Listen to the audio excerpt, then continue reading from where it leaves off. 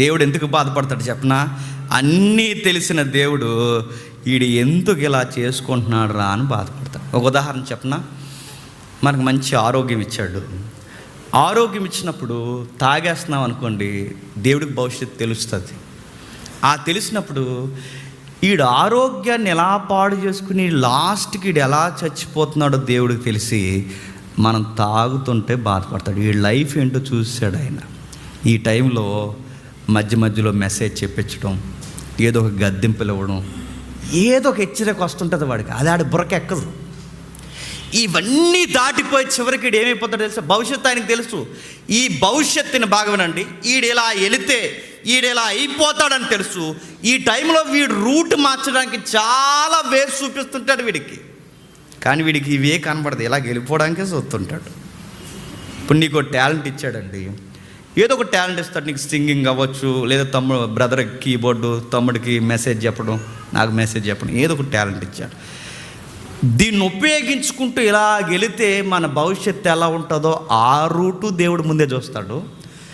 ఇదే అడ్డెట్టుకుని యథావేసాలు వేస్తే చెప్పండి, నెక్స్ట్ వీడి ఫ్యూచర్ ఎలా ఉండబోతుందో కూడా ముందే చూసి జేమ్స్ ఎందుకు ఇలా చేసుకుంటున్నాడని కూడా పశ్చాత్తాపడతాడు.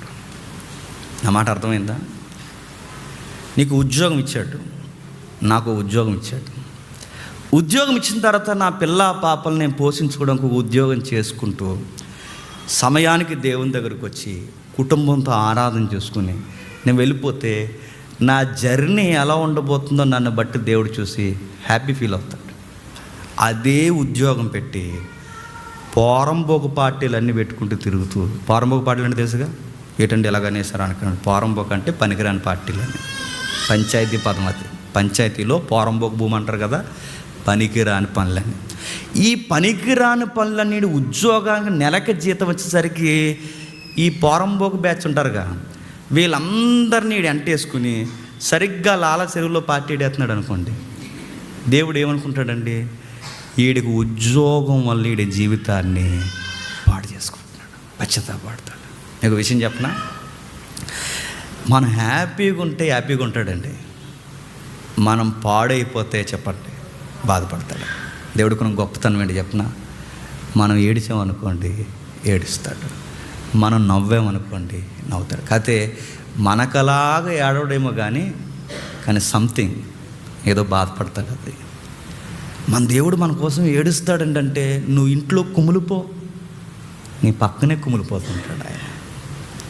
నువ్వు ఇంట్లో నవ్వుతూ గలగలా తిరుగు, నీ వెనకాల ఆయన కూడా నవ్వుతూ ఉంటాడు. మనం చేసే పనులను బట్టి మన భవిష్యత్తుని బట్టి నవ్వుతాడు.